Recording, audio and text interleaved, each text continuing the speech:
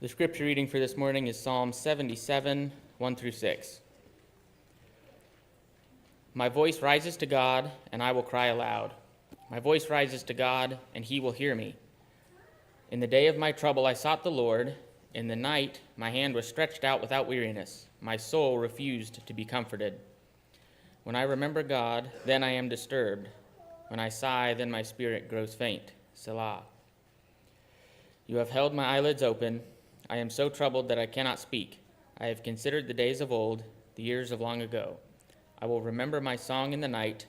I will meditate with my heart, and my spirit ponders.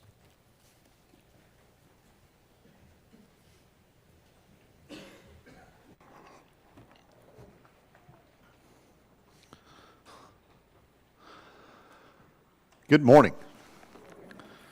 We have been working our way through a study on prayer recently involving our Sunday morning Bible classes as well as our lessons in here on Sunday morning. And both in the Bible classes and kind of for today, we've gotten to a part of the study where we want to acknowledge that sometimes prayer is difficult. And it's almost seems counterintuitive or difficult for people that profess to be Christians to own up to the idea or to confess the notion that sometimes talking to God is hard.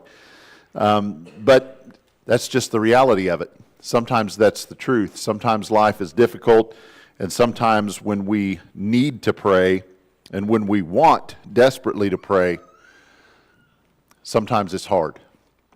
And if we're not prepared for that eventuality, if we're not prepared for the notion that sometimes prayer can be hard, it can be a challenging moment for our faith as well.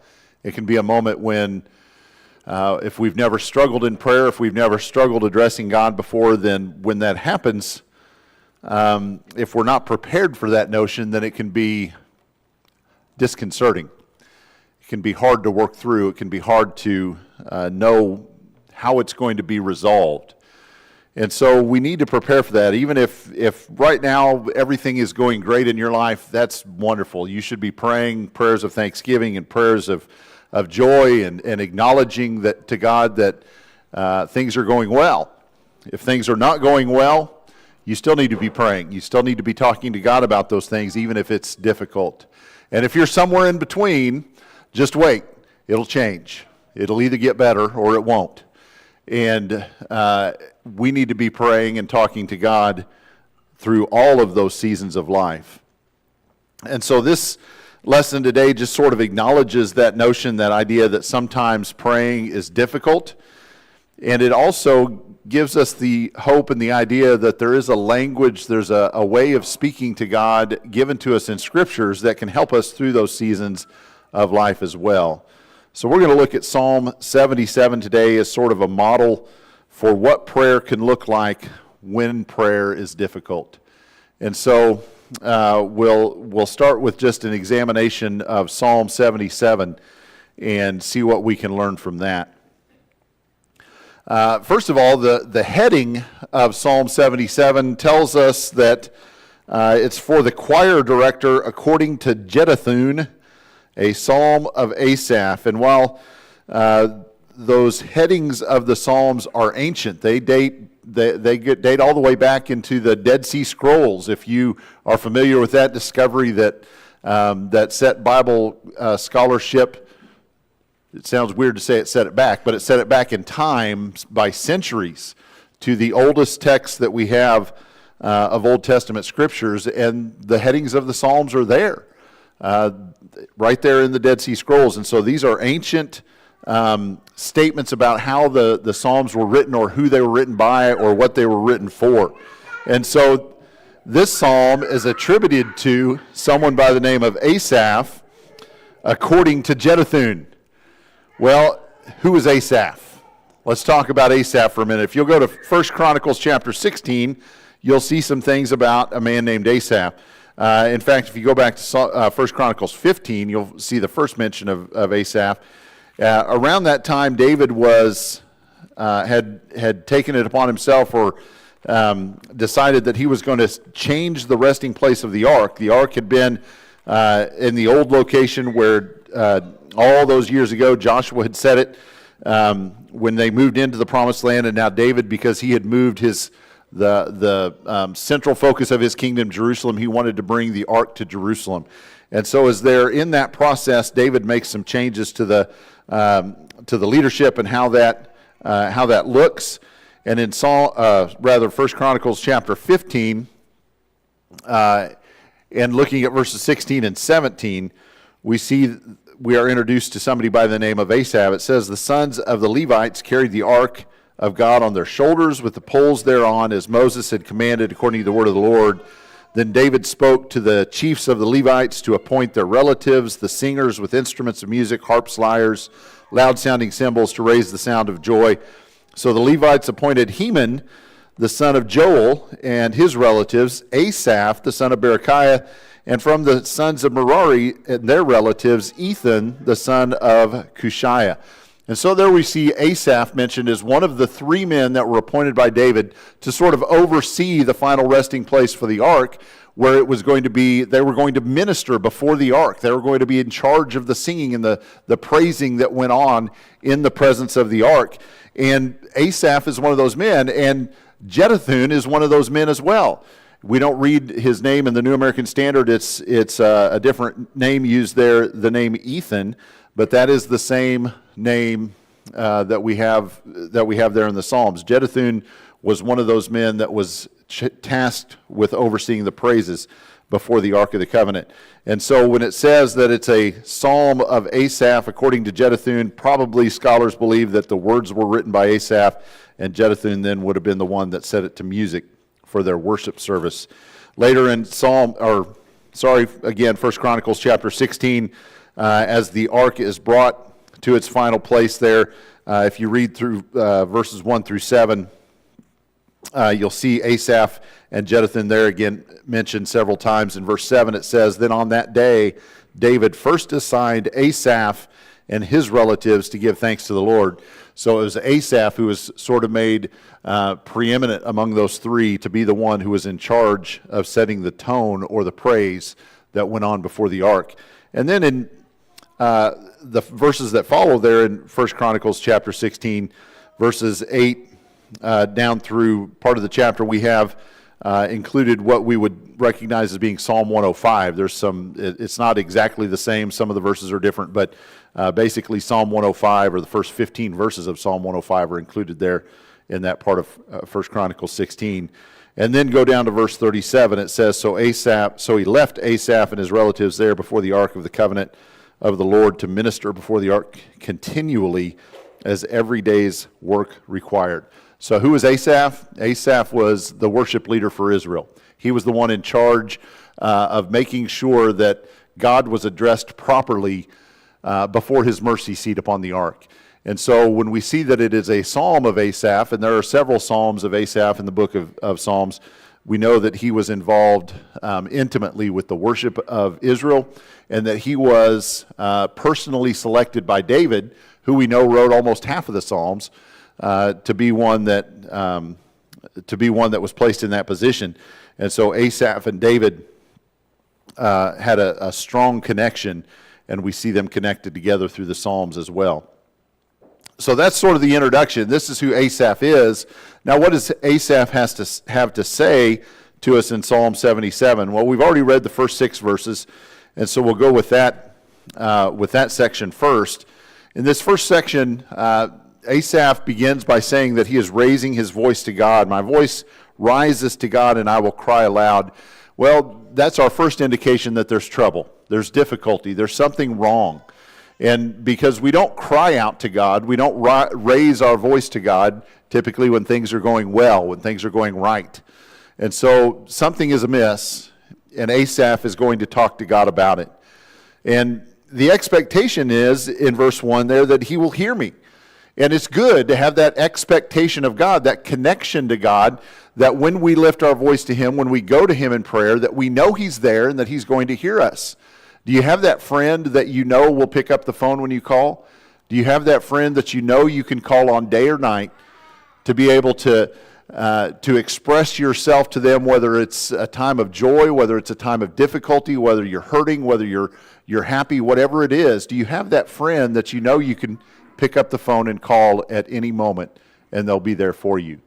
That's the expectation that Asaph enters into prayer with God. I know that he's there. I know that even in the midst of my trouble and my difficulty, that I can raise my voice and he will be there to hear and listen. We think about somebody being easy to talk to. That's usually something that we look for in a friend. Somebody that it's not hard to get them to listen to us. It's not hard to get them to slow down in their own lives and take a moment and allow us to express ourselves to them. They're easy to talk to, and that's what we want from God. The expectation is that talking it out here will make it better. There will be some resolution. Why else would I talk to God about my difficulties? Why else would I go to him with my problems if I didn't have some expectation, first, that he was going to hear, and second, that he was going to do something about it? That's the expectation that Asaph has as he enters into this prayer with God. But what if God doesn't do something about it? What if God doesn't respond the way that we think he should or the way that we hope he will respond? That's the situation that we find Asaph in the next few verses. As he talks about being disturbed, he is faint, he is sleepless, he is troubled. God, I'm talking to you. God, I'm bringing you these things, and I know you're there. I know you're listening. I know that you can hear me. And yet here I am. I'm still troubled. I'm still faint. I'm still losing sleep over this. It still hurts.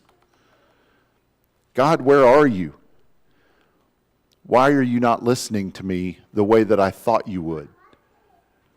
You know, in Job, we find a story of a man who goes through a torturous time far beyond what most of us can imagine. And Job cries out to God several times throughout the discourses that he has with his friends. And in Job 13, verse 3, we see Job saying, "But I would speak to the Almighty, and I desire to argue with God. I wish God was here right now so that he and I could exchange words with one another. I would argue my case before him. I would tell him why he needs to bring me relief, and let him see if he can answer why he's not bringing me relief." That's what Job is expressing in his thoughts. That's what he's feeling in his heart. Later in verse 15, Job says, "Though he slay me, I will hope in him. I will continue to talk to him. I will continue to bring my case before him, even if in the midst of doing that, he decides that he's just going to destroy me. Nevertheless, I will argue my ways before him," Job says. Sometimes praying is hard because God doesn't respond in the way that we think he should or the way that we hope he will respond. He doesn't bring the resolution we know he can bring. He doesn't use his might, his power, his sovereignty to do the things that we think he should. It's hard. It's difficult. It leaves us troubled. It leaves us lying awake at night wondering why. And it leaves us lying there wondering where God is. And that's what Asaph expresses in the next section of this psalm, Psalm 77. We've read through verse 6. Now look at verses 7 through 10. "Will the Lord reject forever? And will he never be favorable again? Has his loving kindness ceased forever? Has his promise come to an end forever? Has God forgotten to be gracious, or has he in anger withdrawn his compassion? Selah. Then I said, it is my grief that the right hand of the Most High has changed. Will the Lord reject forever?" It's a valid question. I know it's a valid question because men of God ask it over and over and over again in the Bible. People that the Bible presents as being faithful people. People who are given to us as examples of what faithfulness should be and should look like, ask this very question. And so when we are feeling these things and we are laying there wondering where God is, it's okay to ask. It's okay to wonder these very things. Psalm 74, if you turn back just a page or two in your Bible, you'll see another lament, and there it is again. This one is called a Maskil of Asaph. A Maskil is probably a specific type of musical interlude or musical arrangement. But this psalm seems to be written from the perspective of Jerusalem having been destroyed. And so Asaph was alive during the time of David, and Jerusalem was on the rise during that time. And so this probably is not Asaph himself, but somebody who wrote in his style or in his, who was a student of the types of psalms that he wrote. And so writing from a different time in the history of Israel when Jerusalem has been laid waste. And look how it starts. O God, why hast thou rejected us forever? It's a psalm of heartbreak. It's a psalm of despair. It's a psalm of trouble. It's a psalm asking where God is. Because sometimes prayer is hard. Back in Psalm 77, there are 6 questions that are asked in this section. The questions go like this: will the Lord reject forever? No. It's a rhetorical question. It demands the answer no. Anybody who is a person of faith, anybody who stands and declares themselves to be a follower of God must answer this question no. Even though it's what it feels like.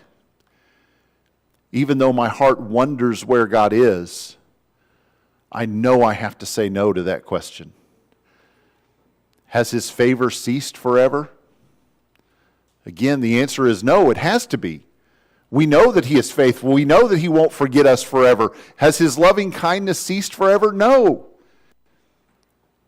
I don't know where it is right now. I don't know how much longer I can continue down the path that we're going without sensing His loving kindness or without feeling it again, but I know that it has not ceased forever. Has He rejected His promise forever? Does God ever forget His promises? Does He ever turn His back on His own promise?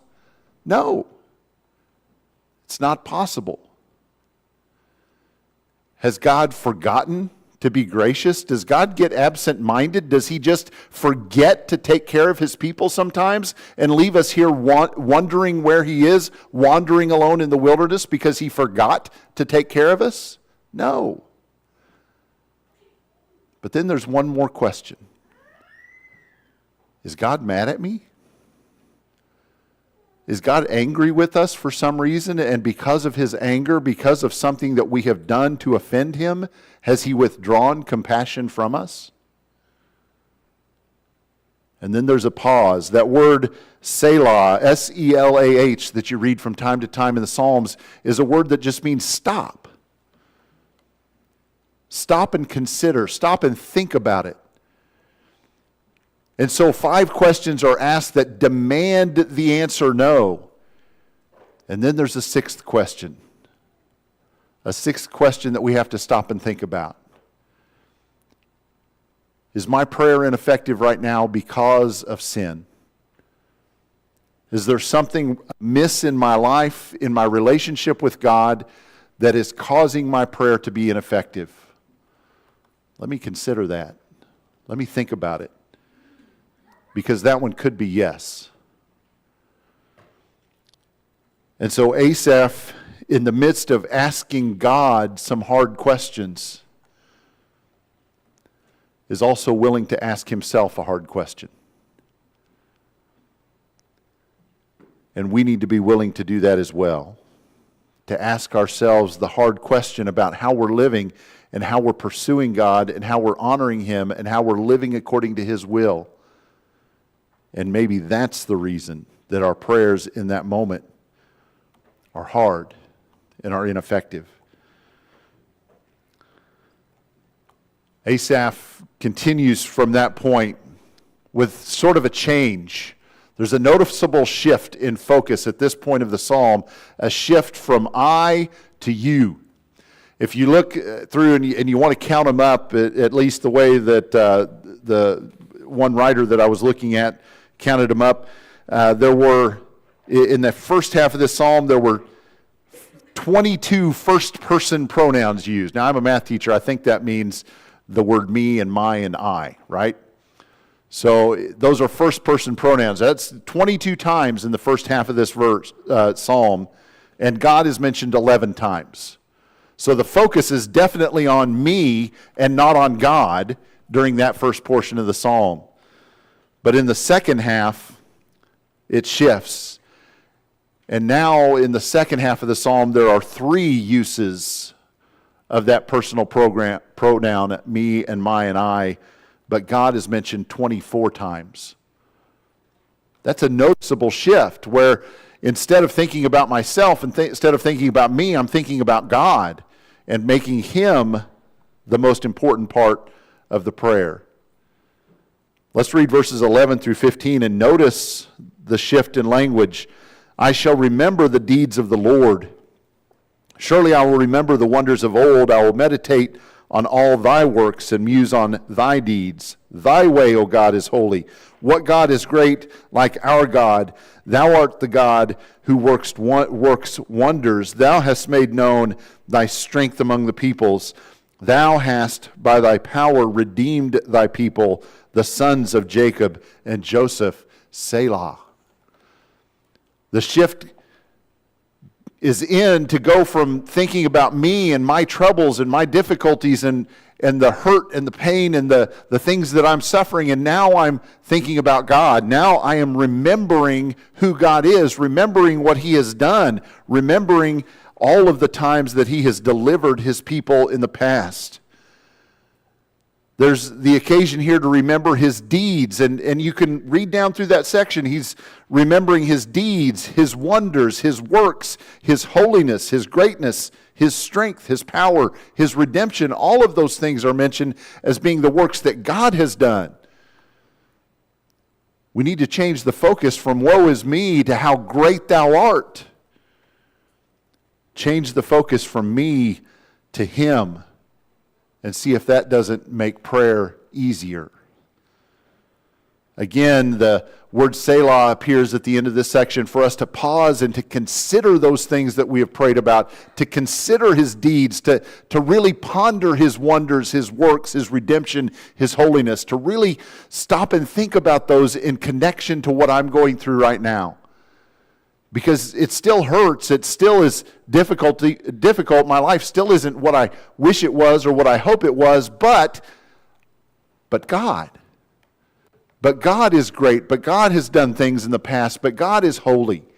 God has redeemed His people.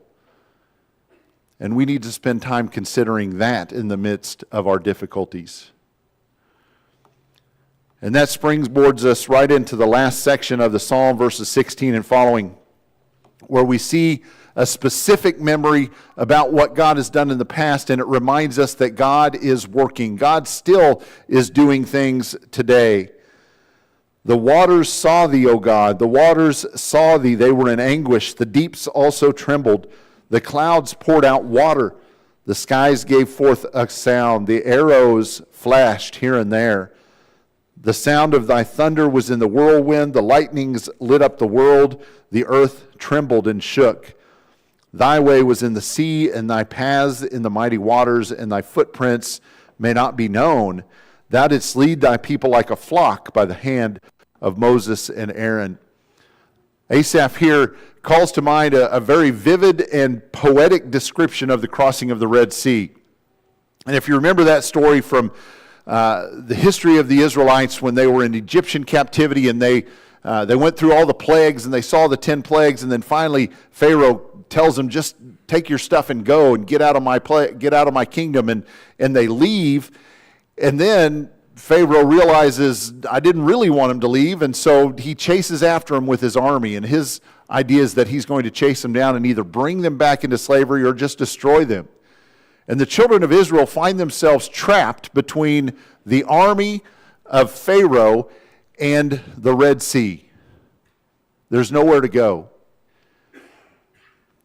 And so they cry out to God, and in fact, they even accuse Moses in that moment of, you just brought us out here to die. We have no hope. That's trouble. That's difficult. And then God delivers them in this tremendous way that you can't even imagine. Who could even think of the way that God was going to deliver them? To put them in a position where they're between the greatest army on earth in that moment and an inescapable route of being trapped by a sea, by an ocean. And what does God do? He doesn't send a boat. He parts the waters. He does something that they could never have considered, that they could never have imagined. They give a fiction writer enough time to come up with a great escape for the children of Israel, and he couldn't have come up with a better story. Because God had a plan. And that plan was greater and far beyond any delivery that they could have hoped for in the moment that they were feeling the most trapped. That's the God that we are praying to in the midst of our troubles. The God who has the ability to deliver us in ways that we can't even fathom, that we can't even imagine.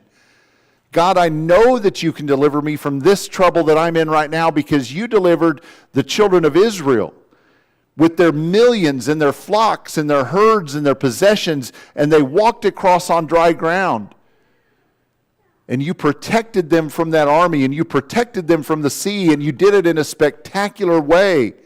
And God, I know you can save me too. I know you can bring about resolution to the difficulty that I'm going through right now.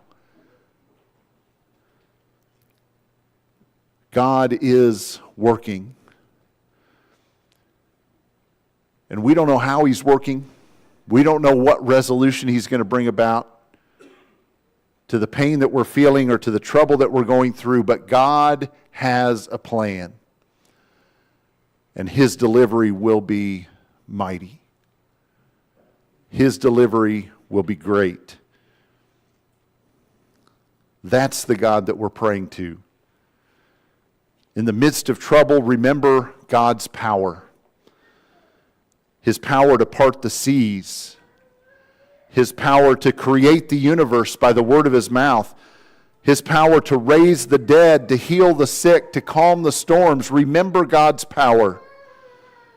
And in the midst of trouble, remember how God has used that power to deliver his people. He's delivered them from slavery. He's delivered them from armies. He's delivered them from persecution. And he has delivered them from sin. In the midst of trouble, as we're remembering all of the things that God has done, consider what he might do. Ephesians 3 verse 20 says, "Now to him who is able to do exceeding abundantly beyond all that we ask or think, according to that power that works within us." Whatever resolution you think you want to the trouble that you're going through right now, God has a plan, and his plan, guess what, is better than ours. His power will be greater than the power that we could put forth to solve that problem.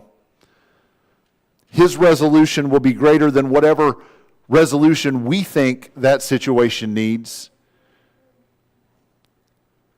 And he will put that power to work to deliver us from our difficulties.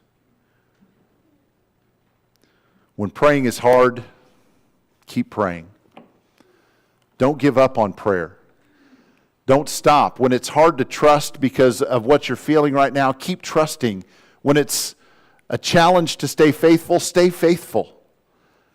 When it's hard to pray, keep praying. Job, back in Job 13, verses 15 and 16 this time, verse 15 reveals that difficulty that Job was having. "Though he slay me, I will hope in him. Nevertheless, I will argue before him." I wish he was here so that I could argue with him, so that I could ask him difficult questions. But then look at the next verse. Job says, "This also will be my salvation. For a godless man may not come before his presence. The difficult questions are not what's going to cost us to be lost. If we stop talking to God, then we're lost.